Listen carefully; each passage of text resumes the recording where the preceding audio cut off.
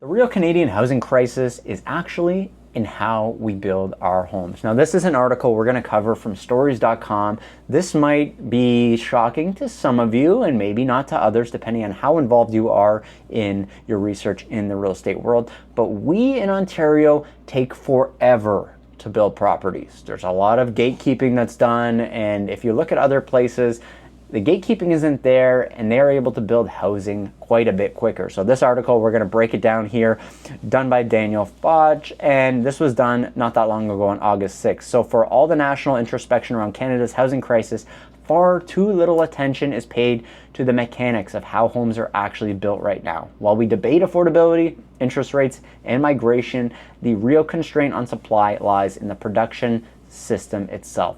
One that has failed to modernize in step with the urgency of our needs right now. The latest report from the C.D. Howe Institute exposes the friction with sobering clarity. Canada's housing shortfall, it actually argues that it's not merely a result of low output, it stems from a deeper misalignment between our stated goals: rapid affordability, large-scale housing, and fragmented, risk-adverse, low productivity methods we use to deliver it. The housing sector does not lack talent or technology. What impedes us is a model of construction that has remained essentially unchanged, while the demands have obviously intensified quite a bit. So we are not going to go through every little bit of this article, but we are going to hit some of the really important points here. Before we even get to labor shortages or modular innovation, Canada's pipeline is choked out at the municipal counter. It takes nearly 250 days to secure a general construction permit in Canada. That's 34th out of 35 OECD countries, slower than every other peer except Slovakia, and roughly triple the US timeline, according to ICBA Independent. As you can see here on this chart, it's pretty shocking. Korea is the fastest to get things through the door. As you can see, Canada is down that long list of countries here, averaging 250 days. Slovakia rings in over 300, but you can see the average country is getting this done in between 100 and 150 days. So it is taking significantly longer for things to even get past that municipal counter in Ontario and in Canada across the board. That is the second slowest, and it's actually very embarrassing for the G7 economy. It means that every policy aimed at speeding up housing delivery starts with a 9-month bureaucratic head start against us.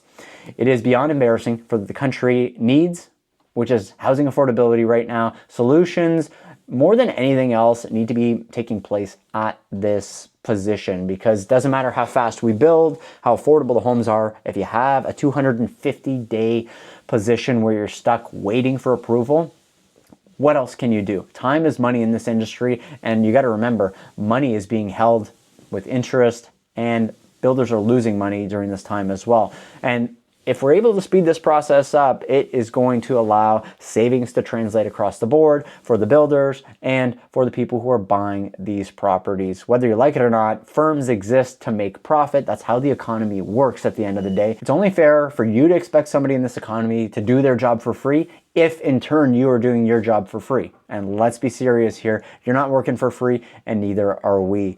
So what we need to do is really figure out how to rapidly speed up this process. According to the report, restoring 2019 levels of affordability would require us to build between 430 and 480,000 new homes per year. In 2023, Canada built just over half that number, so we're not even close. The gap is just massive here, and there's little to suggest that we're going to be able to close this gap with the current market conditions that we're in and the current situation that we're working with. What makes this deficit even more stark is the rapid growth of the population. CMHC's own data confirms that housing starts are not keeping up with the demographic pressure. The imbalance is especially acute in urban centers, but increasingly starting to get more visible in the smaller communities as well. So here we have Valerie Insight's housing supply population growth chart, and you can see here dwellings per 1,000 persons, and we are obviously not looking so hot here in 2023. Population growth is shooting up, and the dwellings are not keeping up with that whatsoever. It's very, very far off from where we are at. Now, the visual, of course, makes it clear. Many feel it's happening. There's simply not enough homes for people, like we just determined here. In a healthy system, hiring more workers should lead to a higher output, but the data tells a different story. Between 2020 and 2023, the residential construction workforce expanded by 26%, yet productivity declined. More labor is translated into fewer completed hours worked per week, which is interesting. More labor, more jobs, less is actually being done. So we have to make some changes here. Canada's construction workforce is staring down a demographic cliff. Roughly 245,000 skilled workers, which is about 1/5 of the 2022 labor force, will retire by 2032, according to BuildForce Canada. That translates to nearly 300,000 new hires once the population growth is factored in. And unless we industrialize more of the build process, every apprenticeship program in the country could run flat out and still fail to plug this gap that we're looking at here. So it is an extremely interesting situation that we're dealing with. We do not have the infrastructure to build quick enough. We don't have the people to build quick enough. We're going to have some retirement factor to consider for a lot of the labor force. And ultimately, everything is being held up at the municipal counter here. 250 days needs to change. What will be done from this point forward to make that happen? We'll have to see what comes of that as policies change. Hopefully, things can be done in Ontario and in Canada to speed up that process.